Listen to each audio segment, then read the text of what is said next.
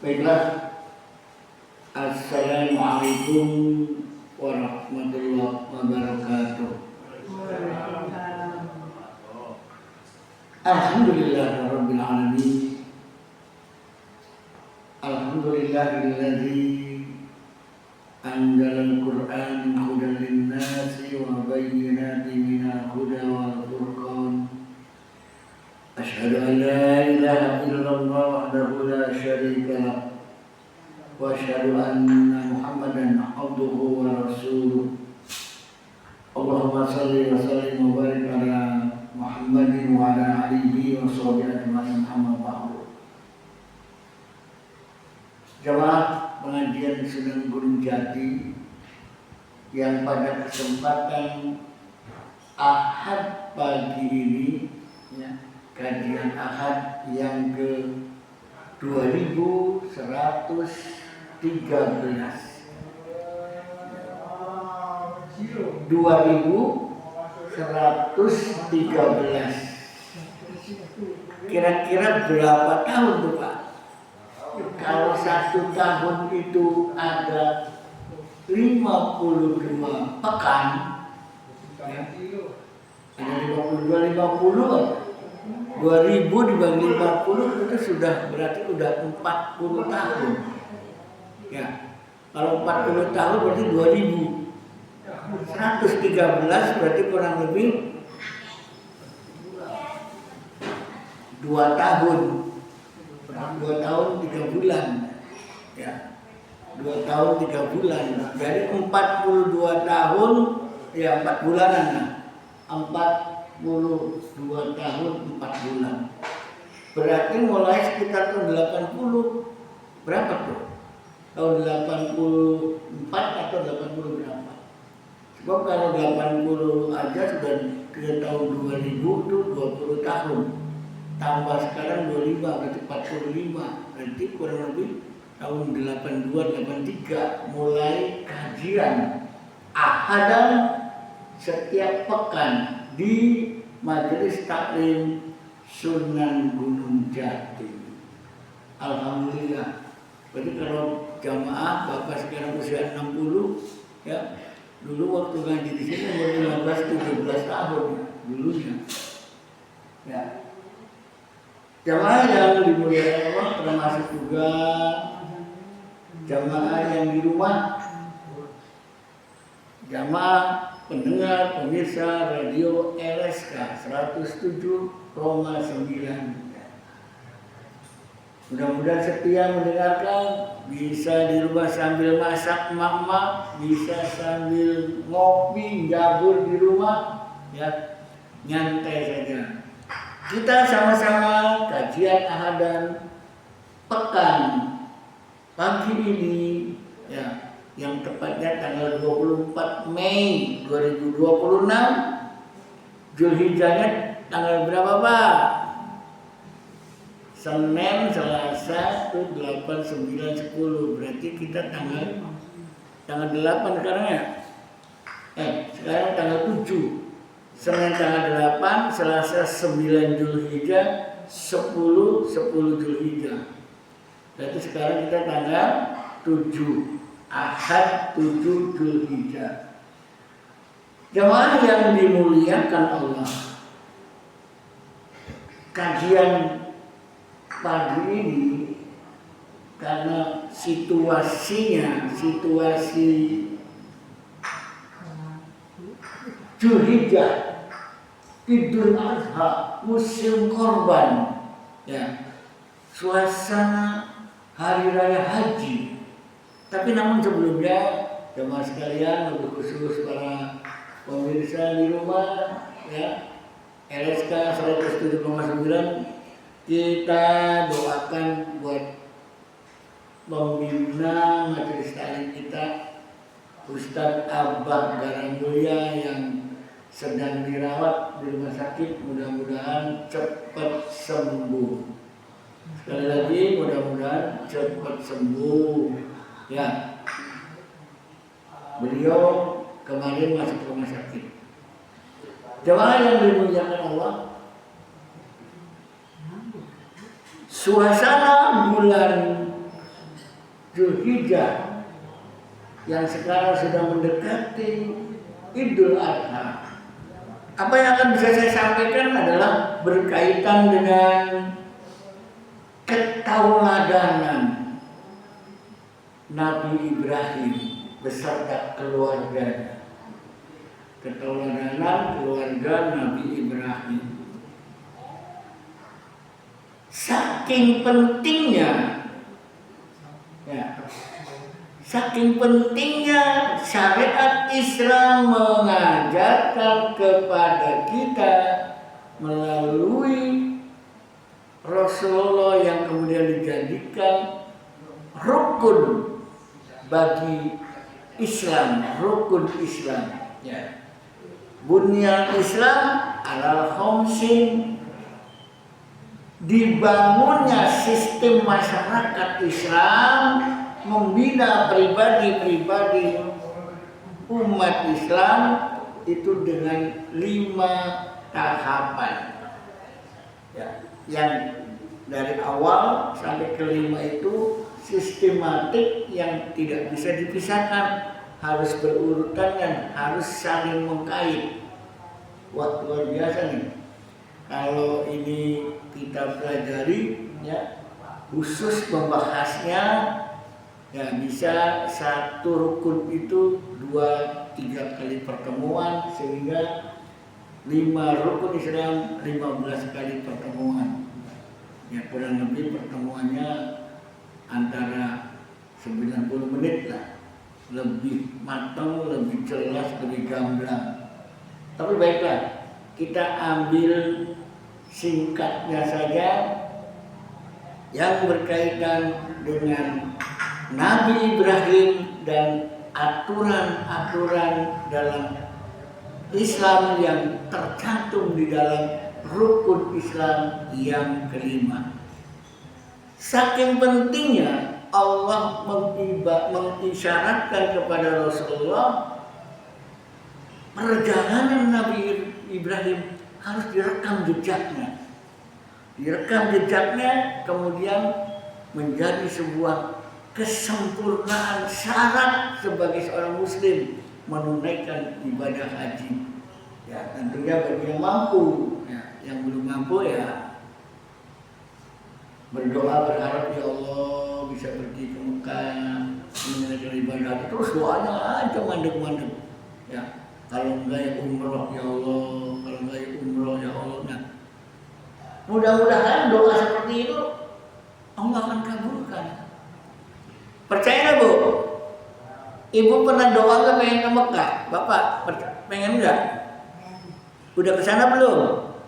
Kalau yang sudah punya kemampuan gitu, doanya serius. Kenapa? Duitnya ada.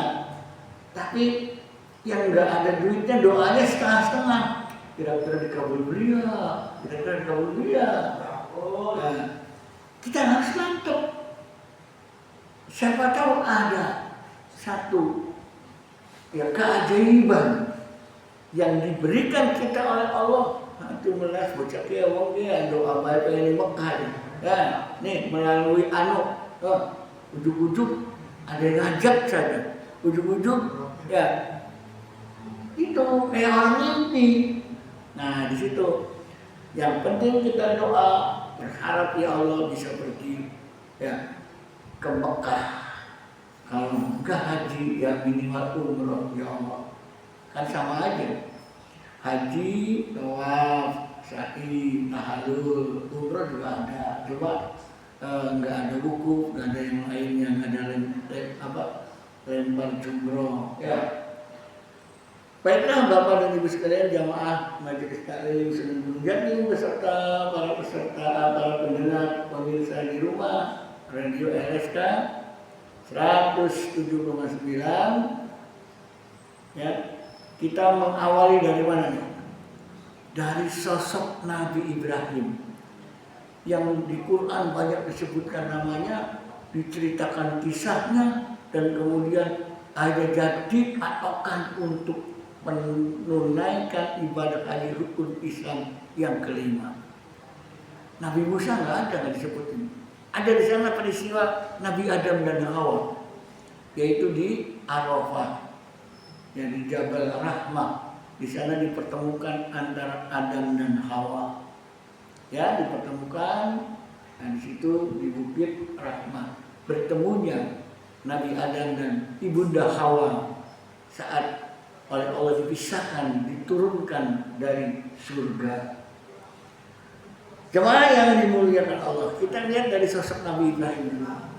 Nanti kita bisa lihat keluarganya. Kok sampai-sampai dijadikan ritual pelaksanaan haji, perjalanan Nabi Ibrahim dijadikan ritual, ya, menggenang kembali supaya semangat berjuangnya tinggi. Sebab umat Islam kalau belajar Islam biasa udah selesai, ya, untuk lebih mantap Allah panggil, hai manusia yang punya kemampuan, yang telah takwa, datanglah, tunaikan ibadah haji untuk memantapkan. Oke, Bapak dan Ibu sekalian, orang pergi haji itu modal yang paling utama apa? Bu, modalnya apa? Niat mantap, terus ongkos, apalagi anak ngajak gratis ya. Ya, alhamdulillah. Karena Allah, ya. Kalau diajak sama Pak Jokowi misalkan, Pak Prabowo diajak karena siapa? Duitnya mau di sini udah beli duitnya. Ya. Yang ngajak orang yang umroh atau haji itu adalah orang yang wah kemampuannya luar biasa. Saya udah 3, 4, 5 kali. Udah kesempatan tahun ini saya serahkan duitnya. Si Anu berangkat, saya yang bayar. Kira-kira sama enggak? Saya sudah sekian kali umroh dan haji, kemudian saya berangkatkan orang lain. Saya dapat ibadah umrohnya enggak? Hajinya? Dapat pahala dari orang yang kita berangkatkan. Tapi dapat pahala apa yang dari pemerintah misalnya? Tiba-tiba diangkat si A. Iya. Terus? Ya, itu sah dalam ibadahnya. Bukan mengeluarkan dari diri sendiri. Ya.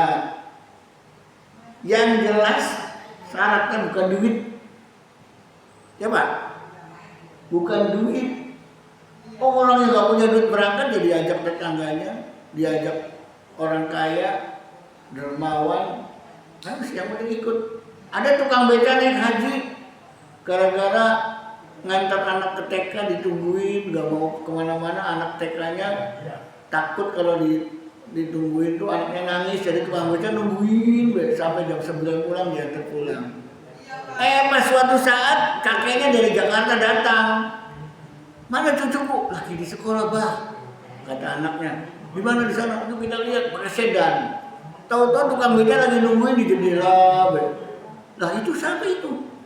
Ya tukang beca, Bah. Yang biasa tukang beca ini nungguin sebelum anaknya pulang, dia nggak menarik-narik di situ aja. Ya kasihan 2 jam dia nggak narik. Dia bilangnya kasihan, ya takut barangkali nyari mau BAB, mau kamar kecil, ya tukang beca yang nyebok dia dan apa. Kakeknya, abahnya luar biasa. Ini tukang beca lebih-lebih dari saya sebagai kakeknya. Saya sendiri nggak mungkin seperti itu. Aja tukang becanya diajak ngobrol suatu saat, Mang, naik haji mau nggak? Mau naik haji mau nggak? Duit dari mana Pak? Dan nanti ikut sama saya. Tuh, karena kebaikan amal soleh dan kita ingin melakukan dengan ikhlas, Allah balas ya dengan modal luar biasa untuk berangkat haji, dibalas. Nah disinilah Bapak dan Ibu sekalian ya, jadi modalnya orang pergi haji itu cuma satu, takwa. Kita lihat Quran. Ya. A'udzubillahi minasyaitonirrajim. Inna wala baiti wudi'a lin-nasi lallazi bi Bakkata mubarakan wa hudan lil alamin. Fihi ayatun bayyinatun maqamu Ibrahim wa man dakhalahu kana aminan walillahi 'alan nasi hajjul baiti man istata'a ilaihi sabila. Wa man kafara fa inna Allaha ghaniyyun 'anil 'alamin. Ya, Al-Imran 96 terus sampai 2-3 ayat. Ya, jelas gamblang bahwa walillahi 'alan nasi hajjul baiti man istata'a ilaihi sabila. Punya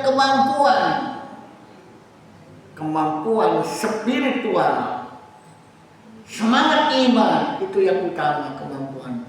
Kalau duit dan lain-lain itu nomor 2. Sebab yang nggak punya duit pun bisa berangkat haji. Kemampuan spiritual. Apa itu spiritualnya? Istitoah itu apa? Tanya kepada Quran lagi. Al-Baqarah 196 sampai 202. Di sana dinyatakan wa tajawwadu fa inna khairat jadit taqwa wattaquni ya ulil albab. Bekal haji sebaik-baik bekal adalah takwa. Jadi istitoah itu dengan takwa gandeng, nyekruk-kruk. Jadi orang yang bertakwa, kesolehan sosial, amalnya baik, banyak ya penuh keikhlasan, Allah balas. Pengen ke Mekah. Di daerahnya tuh ada kakeknya anak yang diantar ke TK tiap hari, ternyuh hatinya melihat tukang becak yang begitu tulus kepada cucunya. Luar biasa. Nah, kita sudah perlu melakukan sesuatu ketulusan, sesuatu keikhlasan. Sudah belum kira-kira? Apa saja yang pernah kita lakukan? Makanya kita kembali ya bahwa haji itu adalah di sana kita melihat maqam Ibrahim. Makam itu ya kadang orang menerjemahkannya kuburan. Makom itu napak tilas, petilasan, bekas perjalanan Nabi Ibrahim dalam mengemban amanat Allah di Mekah. Di sanalah satu kehidupan Nabi Ibrahim yang kemudian dijadikan ritual. Apa? Ritual pelaksanaan ibadah haji. Contohnya, orang haji tawaf. Ternyata tawaf itu ngapain? Karena Ka'bah Nabi Ibrahim dan Nabi Ismail yang membangunkan, merenovasi dari warisan Nabi Adam.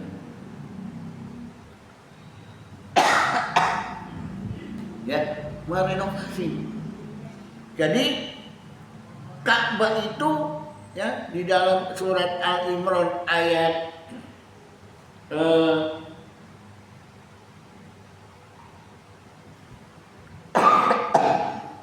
Al-Baqarah 126 ya, Al-Baqarah 127 ya. Di sana dinyatakan wa id yarfa'u Ibrahimul qawaida minal baiti wa Ismail Rabbana taqabbal minna innaka antas samiul alim. Tuh, tatkala Nabi Ibrahim meninggikan Ka'bah, yarfa'u ya, meninggikan Ka'bah atau merenovasi Ka'bah yang bangunan bekas zaman Nabi Adam dibangun kembali. bersama Ismail. Nah makanya ada istilah tawaf, mengingat dulu Nabi Ibrahim itu di sini, ya dijadikan sebuah ritual. Bukan kemudian menyembah Nabi Ibrahim, ya tidak. Itu Ka'bah. Kemudian bagaimana tahap sa'i? Tadi tawaf di Ka'bah, sa'i mengingat apa? Mengingat Ibunda Siti Hajar mencari air minum untuk Nabi Ismail kecil. Dia di Bukit Sofa, gak ada air. Lihat ke Marwah, ya di Marwah ada air, kelihatan lari. Ternyata cuma pandangan mata morgana, seolah-olah ada air padahal nggak ada.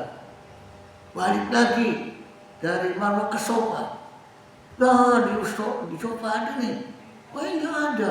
Balik lagi ke Marwah sampai 7 kali, ya lari. Ismail kecil meronta-meronta, masih balita, ya, kakinya madal-madal, mancur air kata Siti Hajar ibundanya, jam mancar. Itulah sejarah jam-jam. Nah, yang jadi persoalan, kita jadikan peristiwa ini ketauladanan. Ya, di samping ketika orang berhaji mengingat Ibunda Siti Hajar, mengingat tawaf Nabi Ibrahim membangun Ka'bah dan lain sebagainya, termasuk juga saat melempar jumroh di sana sebelumnya ada penyembelihan kurban, penyembelihan Nabi Ismail, ya, yang digoda oleh iblis jadi dilempar sama batu. Nah, kemudian dijadikan ritual lempar jumroh. Bapak dan Ibu sekalian, ini asik ceritanya, dawan. Ya, kalau sampai duhur bisa, ya. Tapi istirahat dulu, ya, ngopi dulu, lanjutkan gitu. Tapi mari kita pelan-pelan kita ambil singkatnya. Betapa Nabi Ibrahim menjadi sosok teladan beserta istri dan anaknya. Nanti Bapak sebagai bapak kepala rumah tangga bisa nggak kayak Nabi Ibrahim? Ibu sebagai ibu rumah tangga bisa nggak seperti Ibunda Siti Hajar? Kita punya anak, bisa nggak anak kita seperti Ismail? Nah, nanti kita kolaborasikan. Luar biasa. Sebuah ketauladanan, ya, yang dijadikan ritual pelaksanaan haji. Kita lihat sosok Nabi Ibrahim.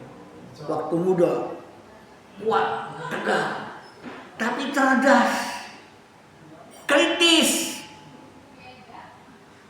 Ini calon pemimpin modelnya begitu. Cerdas, kritis, ya, semangat.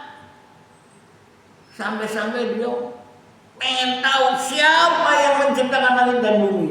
Wah, cari siapa itu? Harus ada. Itulah keyakinan siapa sang pencipta ini.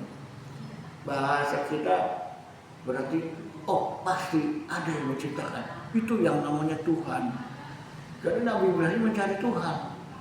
Tuhan dicari, ya, nggak ketemu, sana kemari nggak ketemu. Tapi kalau nyebutnya sering Tuhan, dapatnya hantu, ya, bukan dapatnya Tuhan. Kenapa? Karena Tuhan nggak bisa dilihat, nggak bisa diraba, nggak bisa dicari dengan mata telanjang. Akhirnya Nabi Ibrahim tebak saja. Ini bulan purnama, tenang. Ini kasih Tuhan dulu. Ini Tuhan. Sebab apa? Ketika kita malam gelap gulita, bulan menerangi bumi, ini pasti Tuhan. Kenapa cenderung begitu? Siapa yang membisikkan Nabi Ibrahim bahwa itu adalah Tuhan? Mungkin pernah dapat cerita dongeng-dongeng dari orang tuanya, dari pergaulan masyarakat. Tuhan yang di waktu subuh mingselep mati. Bu, ada Tuhan mati nggak, Bu? Halo? Coba lihat ke sini Bu, duduknya jangan ngobrol sendiri, lihat sini. Jangan ngobrol Bu. Ya. Tuhannya mati. Yang bulan dianggap Tuhan sama Nabi Ibrahim mati. Nah, sekarang bagaimana kita? Ya.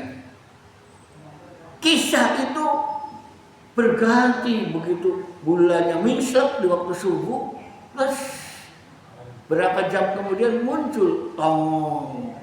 Nah, ini nih matahari. Padahal tiap hari Nabi Ibrahim itu melihat seringnya, lihat matahari, lihat bulan. Tapi baru saat itu dia, nah ini Tuhanku lebih hebat lagi, lebih terang lagi ya, daripada bulan. Wah, kadang-kadang panas juga. Udah sore dingin, nggak panas. Maghrib mislep nih, selep. Nah, Tuhannya mati. Gak mungkin lah Tuhan mati. Ketika malam Tuhannya mati, ketika pagi hidup lagi. Ganti Tuhannya kalau malam bulan. Wah, gak mungkin. Tidak mungkin Tuhan itu mati. Kalau ada Tuhan yang mati, berarti bukan Tuhan. Ada Tuhan itu yang mematikan dan menghidupkan. Otomatis dia hidup terus, tidak pernah mati. Tuhan itu la yamutu fiha wa la yahya. Ya. Tuhan itu enggak mati, enggak hidup. Ya. Ngapain berarti? Bukan itu bukan untuk Tuhan, itu untuk orang. Ayat itu bukan untuk Tuhan, untuk orang. Orang yang blubur, enggak punya petunjuk, enggak punya apa hidupnya, ya gentayangan, ya enggak jelas, enggak ibadah, enggak apa, melaksanakan kedurhakaan terus, ya enggak jelas hidupnya. Itulah hidup tidak, mati tidak. Hidup dia tidak taat kepada Allah, mati ya, ya mati kelakuannya, melakukan perbuatan-perbuatan yang seperti itu. Nah, oleh karena itu Nabi Ibrahim kemudian akhirnya ya mencari Tuhan, selesai ketemu. Nah, kisah kapan ketemu Nabi Ibrahim mendapatkan suhuf pula, suhufi Ibrahim wa Musa, ya tidak diceritakan begitu jelas di mana Nabi Ibrahim ketemu Tuhan, ya. Singkat cerita bahwa Nabi Ibrahim diberi wahyu namanya suhuf pula. Kalau Nabi Musa pernah ketemu Tuhan di Bukit Tursina, tapi nggak bisa ketemu sebab Tuhan bukan benda, maka diberi kekuasaan Tuhan, maka meledaklah Bukit Tursina, pohon yang sedang dilihat minta Tuhan untuk menunjukkan. Kalau kau melihat aku, lihat tuh, baru Nabi Musa yakin. Ketika Tuhan menemui Nabi Muhammad tuh tidak bisa menemuinya. Saat ketika di Gua Hira yang datang utusannya malaikat Jibril.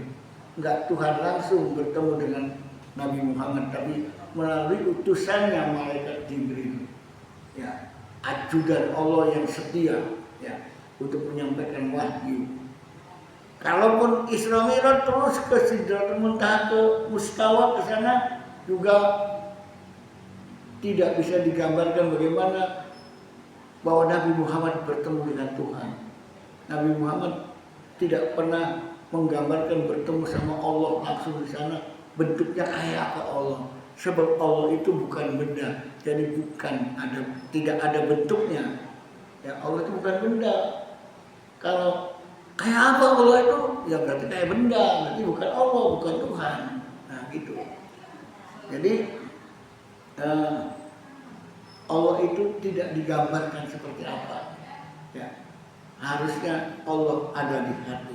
Yakin betul bahwa Allah itu ada. Kalau ada orang yang ingin membuktikan, ya tunjukkan Allah itu. Saya pengen tahu. Kalau segala sesuatu keyakinan katanya, wong bitter, wong ateis, segala sesuatu harus data lengkap. Ya. saksinya apa dan sebagainya ada. Nah, terus kata orang etis itu kalau tidak bisa menunjukkan Tuhan itu kayak apa, berarti Tuhan itu tidak ada. Itu dia seorang profesor, ilmuwan, ngomong di depan mahasiswa. Ya. Akhirnya mahasiswa semua diem.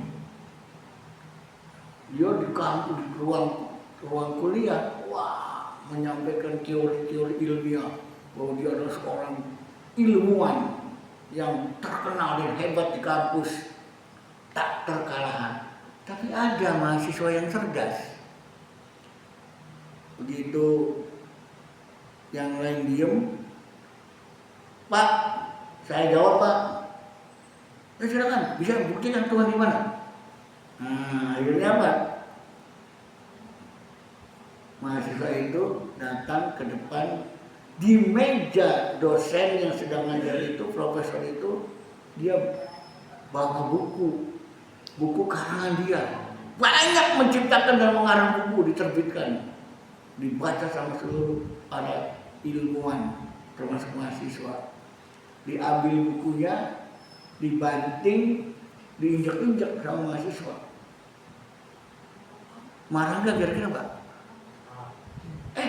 Kamu blog-blog nggak sopan sama dosen. Saya ini apanya kamu blog-blog. Kata mahasiswa, jangan marah dulu Pak. Bapak kan pengen membuktikan Tuhan. Oh iya, kenapa buku saya itu injek-injek? Itu buku kesayangan saya, itu baru saya terbitkan, mau saya jual. Oh iya Pak, saya juga tahu Bapak pernah menawarkan ini. Ya. Ini buku karangan Bapak kan? Ya iyalah, maksud karangan siapa? Nggak jiplak, nggak apa, dia tidak. Hasil pemikiran saya. Oh bagus Pak, gitu. Bapak berarti hebat, pintar ya? Ya iyalah. Pak, ini buku karangan Bapak, hasil mikir Bapak, hasil mikir otak Bapak. Nah, saya nggak percaya Pak, nggak percaya. Ini bukan hasil karya Bapak. Kamu ngece, coba lihat, ada bagian belakang, ya, apa bagian pengantar, saya yang nulis latar belakangnya apa dan sebagainya. Tuh, tidak, saya tidak percaya ini karangan Bapak. Loh, kenapa tidak percaya? Kalau ini hasil karya Bapak, hasil pikiran Bapak, saya pengen tahu pikiran Bapak tuh kayak apa bentuknya. Kira-kira gimana Pak? Pikiran Bapak kayak apa?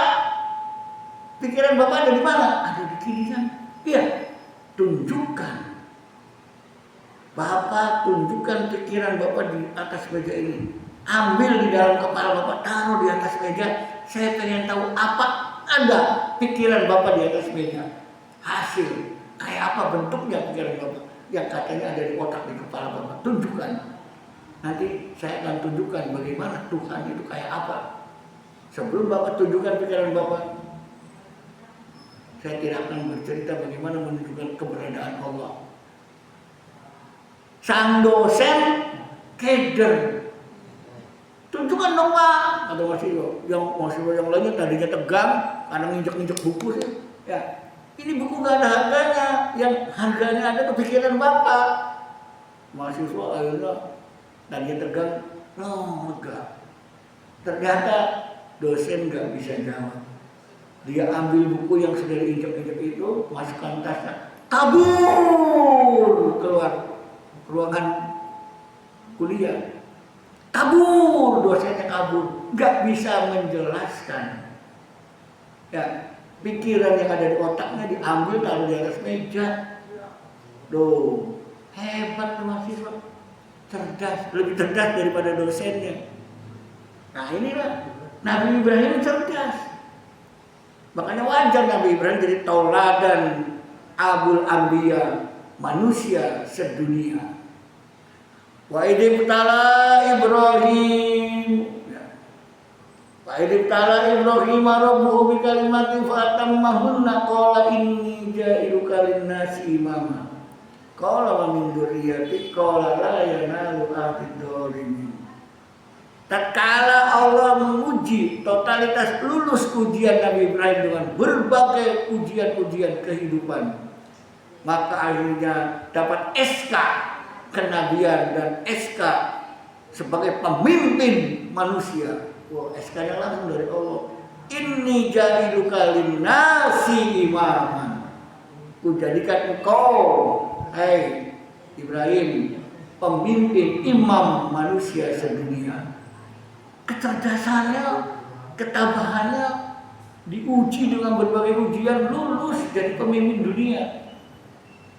Salah satu kecerdasan lainnya, ya, Nabi Ibrahim cerdasnya nih Pak, datang ke Namrud, ya, menyampaikan siapa yang menciptakan langit dan bumi, ya, nggak bisa jawab. Asalnya Namrud ditantang Allah Maha Esa, tauhid kata Tuhan kita, mari kita sembah Tuhan kita. Tuhan yang menghidupkan dan mematikan. Namrud jawab, saya juga bisa. Ngaku, ya, aku juga Tuhan, kata Namrud. Ambil tahanan 2 orang, bawa sini. Terus ambil pedang, yang satu penggal, padanya tak. Mati! Tuh, saya bisa matikan orang dulu. Kamu tetap hidup karena masuk penjara lagi. Tuh, saya masih bisa menghidupkan orang. Nah, ini yang nggak mati, ini yang mati. Nabi Ibrahim ditantang jawaban seperti itu. Oh gitu dah. Ya. Oke. Yang kedua, Allah menerbitkan matahari. Ya. Menerbitkan matahari dari timur, menenggelamkan dari ke arah barat. Hei Namrud, bisa enggak kau terbitkan matahari dari barat, tenggelamkan ke arah timur, kebalikan daripada kebiasaan matahari terbit. Diem, nggak bisa. Emangnya bisa mengatur matahari? Nah disitulah ya kegoblokan Namrud, seorang pemimpin yang sok pinter. Ya, makanya dari pemimpin jangan sok pinter. Iya, cuma ngomong-ngomong doang, janji-janji doang. Kenyataannya apa? Ya. Kenyataannya omong doang. Kalau janji tepati, tidak akan naik listrik, nah, akan diberikan bebas biaya pendidikan. Kapan? Kalau sampai kuliah bebas pendidikan, wah luar biasa. Ini baru SMA.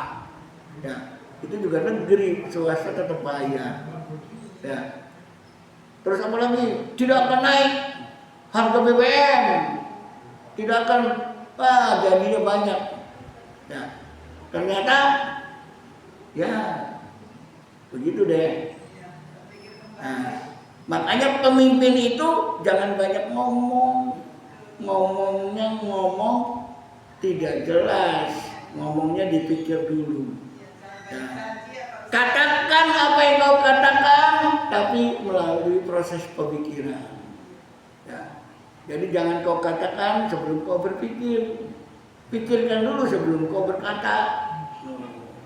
Terus kalau sudah kau katakan, tunjukkan dalam perbuatan.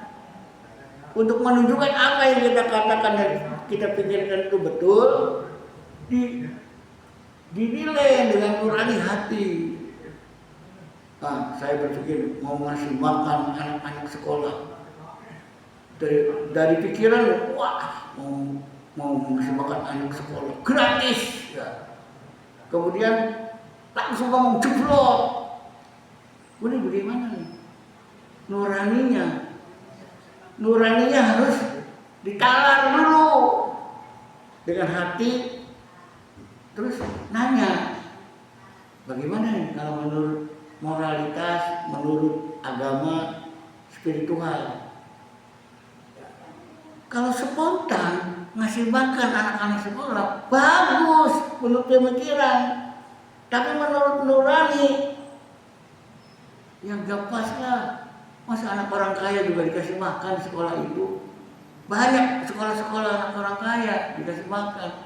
Ya. buang-buang biaya. Nah kan begitu. Bagus mah bagus, tapi harus selektif. Terus pelaksanaannya bagaimana nih? Ngasih makan anak sekolah tuh. Oh, ada dapur, ada SPPG dan seterusnya. Nah, terus kira-kira gimana nih? Ternyata yang bosnya dapur SPPG ya, mereka yang tambah kaya, ada proyek makan MBG. Anak sekolah cuma dapat makan selesai. Kadang juga nggak dimakan. Jadi berpikirnya ini proyek makan gratis yang diuntungkan anak orang tua yang melarat, yang miskin, atau orang-orang yang sudah kaya yang memegang dapur-dapur. Ada yang pegang 2 dapur, 3 dapur, 8 dapur, 40 dapur, 11 dapur.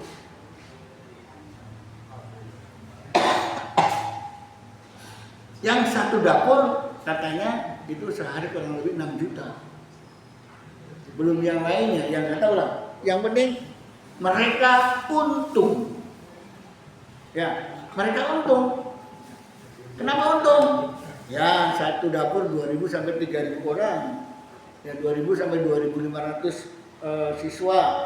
Kan lumayan kira-kira. Nah, disinilah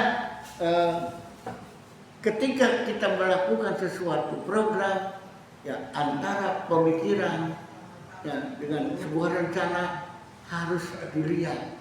Ya.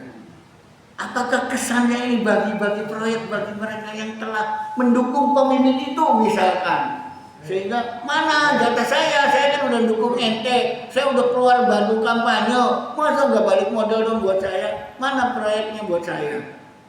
Nah berarti membantunya ada udang di balik piring. Akhirnya digoreng sama netizen, ada udang di balik piring, digoreng. Yang tujuannya baik jadi digoreng nggak baik. Ya. Jadi kalau mau membantu rakyat miskin makan bergizi, kasihkan saja langsung duitnya. Saya pernah sering ngomong begini, didengar tuh sama KDM, sama Ahok, katanya nggak tahu bener nggak tuh.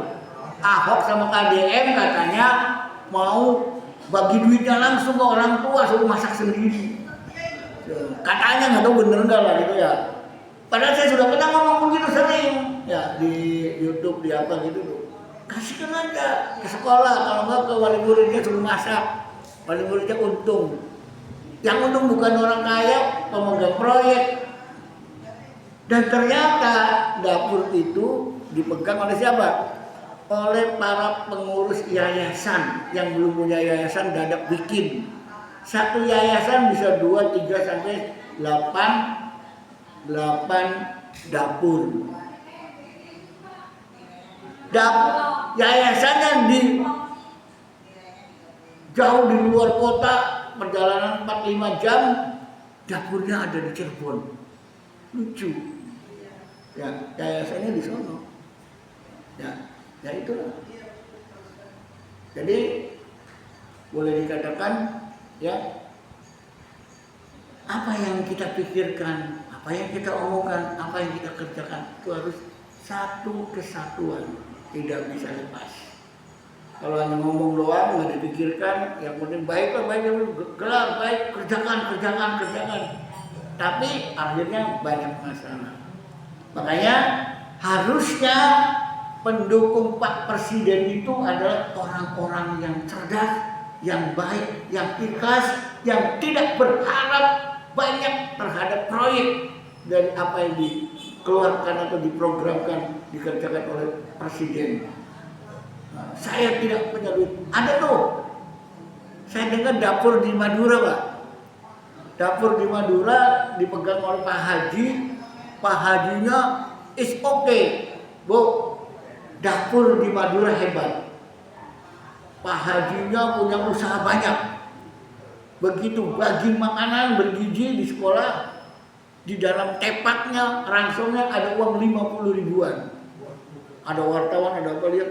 Nah, ini yang punya dapur sama punya Pak Haji, apa nggak rugi? Ada uangnya 50 ribuan. Kata Pak Haji yang ngelola dapur, biarin nggak apa-apa, buat jajan anaknya dan orang tuanya 50 ribu, kasihan. Nggak rugi Pak, enggak, saya dapat rezeki banyak dari Allah. Kalau pemerintah ngasih makan, ini saya kasih uang. Wah, hebat tuh. Ya. Nah itu duitnya langsung. Ya. Atau dikelola, dimasak di sekolah biar jelas. Kalau sekolahnya macam-macam, tinggal kepala sekolahnya dipecat baik. Ya. Kepala sekolah cari untung, pecat baik. Sekarang kalau yang cari untung, pengelola dapur dan pengelola bos-bos yang mengelola dapur para yayasan dapat untung. Rakyat, anak sekolah cuma dapat makan doang. Nah ini kita perlu bantu Pak Presiden Prabowo dalam memberikan proyek atau program-programnya supaya lebih baik. Kira-kira kalau bisa kita usulkan program apa nih untuk Pak Presiden supaya lebih bagus. Nah, jangan kemudian ngerecokin Pak Presiden jadi tambah pusing, beras udah tua Pak Prabowo-nya jangan direcokin. Kasih saran, kasih usul agar usulnya ini positif. Nah, seperti itu. Jangan jadi rakyat nggak senang sama presidennya diomongin, wah disindiri, dikritiki, kasar, kata-kata kritiknya kasar misalkan. Ya gitulah. Insya Allah Pak Prabowo itu atau Pak Presiden itu ya ketika diberi saran, diberi nasihat, kita lihat aja. Bisa jadi Pak Prabowo kalau dinasihati rada kurang tanggap, dinasihati masih mikir-mikir ya. Kenapa? Karena sebagai pribadi, sebagai Pak Prabowo pribadi. Pak, kalau itu sih Pak gini Pak, lebih baik begini Pak misalkan. Tapi kalau yang dinasihati Presiden Prabowo beda. Prabowo sebagai presiden, kami rakyat Indonesia inginnya begini Pak, ini lebih baik Pak, ini lebih bagus Pak. Ingin Pak begini Pak. Tolong Pak, apa yang Bapak laksanakan itu kurang baik, kurang pas dan sebagainya Pak, banyak dampaknya Pak gini. Kalau ini kelihatan lebih baik Pak, misalkan seperti itu. Pak Prabowo akan berpikir dua kali, ini nasihat rakyat untuk presiden. Rakyat menasihati presiden, mengkritisi presiden lebih baik, pengen lebih baik. Kira-kira presiden nurutnya sama rakyat? Harus nurut, sebab presiden diangkat oleh rakyat. Kalau presiden gak nurut sama rakyat datang ke istana semua, abrek-abrek terus minta, Pak, Bapak boleh nurut dengan rakyat ya wis Pak, kembali lagi ke rakyat Pak. Bisa begitu kan rakyat? Nah makanya presiden itu harus nurut sama rakyat sesuai dengan aturan Undang-Undang Dasar 45 gitu. Ya, jadi kalau mau menasihati pimpinan itu kita nasihati jabatannya, jangan pribadinya, ya, jabatannya sehingga akan berpikir dua kali. Nah kita kembali ke Nabi Ibrahim yang sudah hebat berpikir cerdas, ya.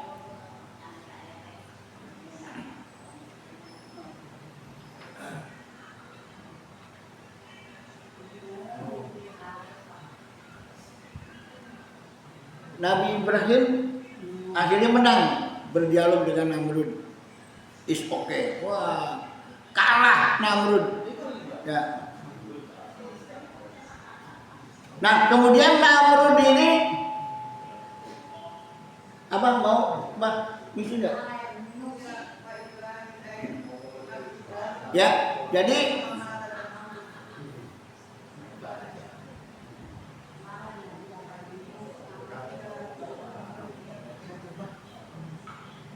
ya, selamat datang Abah.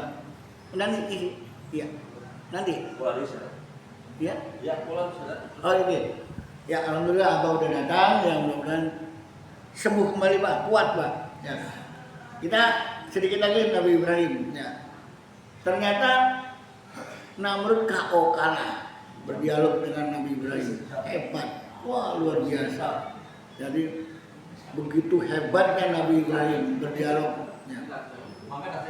Menang, cerdas, ya. penguasa zalim. Akhirnya Nabi Ibrahim apa? Ya, untuk membuktikan hanya Allah yang disembah, tidak ada Tuhan selain Allah. La ilaha illallah, tauhid. Itu patung-patung yang disembah oleh Namrud di babak belur kabeh. Wah, sama Nabi Ibrahim pakai kampak, bukan kampak Wirosablen 212, bukan kampak kan. Terus kampaknya dikalungkan ke patung paling besar. Wah, geger, siapa yang rusak ini? Intelijen kumpulkan. Siapa yang tahu? Dengar-dengar, oh iya ada anak muda yang dulu pada kesini. Oh, Ibrahim, cari, tangkap dia. Tangkap sebelum dihukum, ditanya dulu, nggak langsung main.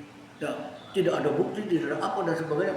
Langsung tangkap, langsung siksa, langsung penjarakan, enggak. Walaupun dolim itu si Namrud, masih ada aturan. Proses dulu dalam pemeriksaan. Jangan langsung main sikat aja. Main sikat akhirnya KO, mati bisaan. Belum disidang pengadilan mati. Ya. Enggak. Akhirnya apa? Nabi Ibrahim disidang sama Namrud. Kamu ya yang melakukan. Siapa bilang? Mana saksinya? Ya tapi dengar-dengar. Ya jangan dengar-dengar. Mana buktinya? Ya. Apa dia? Bu, dari Nabi Ibrahim. Namrud, ente nuduh saya, mana buktinya? Kalau ente pengen tahu siapa yang melakukannya, tuh tanya tuh sama patung yang paling besar. Dia tuh bosnya yang murak-murak patung-patung lain. Tuh kampaknya ada di lehernya tuh, buktinya tuh. Apa jawab Namrud? Ibrahim, kamu ngomong pakai otak dong. Kenapa? Ya nggak mungkin lah patung itu. Babat patung, semua patung dirubuhin apa, dipanggal kabeh. Nggak mungkin dia melakukannya. Lah, buktinya pada tinggelimpang gimana? Ibrahim, kamu nggak ngotak juga ya? Itu si patung boro-boro untuk menggali kepala-kepala patung yang lain. Dia sendiri nggak bisa jalan. Nah, sih kata Ibrahim. Ente yang nggak ngotak, Namrud. Nggak ngotak gimana? Ya nggak ngotak lah. Udah patung nggak bisa berjalan, nggak bisa apa, ente sembah, ente puja-puja, ente bikin acara penyembahan ritual dan sebagainya. Ente nggak ngotak. Kalau ente mau nyembah, sembah yang menciptakan langit dan bumi, Allah. La ilaha illallah.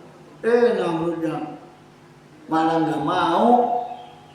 Kumpulan kayu bakar, masukkan ke dalam api. Wah, Nabi Ibrahim tenang saja. Ya narukuni bardan ala salamun Ibrahim. Hai api, kata Allah. Bukan padam. Hai api, dingin, selamatkan Ibrahim. Api panas di situasi tempat pembakaran Namrud dari kitanya, Nabi Ibrahim nggak ngerasa panas. Inilah sosok utusan Allah, contoh teladan. Walaupun di penjara, disiksa, dibakar, tetap kuat imannya. Setelah keluar dari penjara Namrud, Nabi Ibrahim jadi pemimpin. Jangan kayak sekarang, jadi pemimpin dulu, ujuk-ujuk, terus di penjara. Ya. Nabi Yusuf di penjara dulu, berjuang jadi pemimpin. Jenderal Sudirman, Bung Karno berjuang, dipenjarakan Belanda jadi presiden. Yang sekarang ujuk-ujuk nggak pernah berjuang, nggak pernah apa-apa, langsung jadi anggota dewan, langsung jadi bupati, wali kota, gubernur. Ya, ujuk-ujuk karena punya duit banyak. Ya. Dia beli suara rakyat, jadi pemimpin, tangkap KPK, dipenjara. Jadi pemimpin dulu, dipenjarakan. Kalau orang yang berjuang dulu, baru jadi pemimpin, beda. Dipenjara dulu, jadi pemimpin. Kalau sekarang, jadi pemimpin dulu, dipenjarakan. Nah, mudah-mudahan anak-anak kita semua siapapun, ya jangan bercita-cita ingin jadi pemimpin. Berjuang dulu dari SD, SMP, SMA, pintar, SMA jadi pengurus OSIS, dari remaja masjid, jadi ikut mahasiswa, jadi sangat mahasiswa, aktif organisasi dan seterusnya, hebat berpikirnya, bisa mengemukakan pendapat, ngomongnya enak, adem, cerdas, wibawa dan sebagainya, punya modal kemampuan ilmu, punya keterampilan, disegani oleh seluruh masyarakat, boleh jadi pemimpin, berjuang dulu. Jangan pernah promo, ujuk-ujuk jadi pemimpin. Akan rusak sebuah negara ketika pemimpin dipimpin oleh pemimpin yang bodoh. Ya, mudah-mudahan kita ciptakan generasi yang pintar seperti Nabi Ibrahim dan Nabi Ismail. Demikian dulu, maka untuk berikutnya Abah Gara untuk bisa menyampaikan. Semoga Abah juga tetap sehat. Amin ya rabbal alamin. Mohon maaf sebelumnya. Demikian. Assalamualaikum warahmatullahi wabarakatuh. Waalaikumsalam.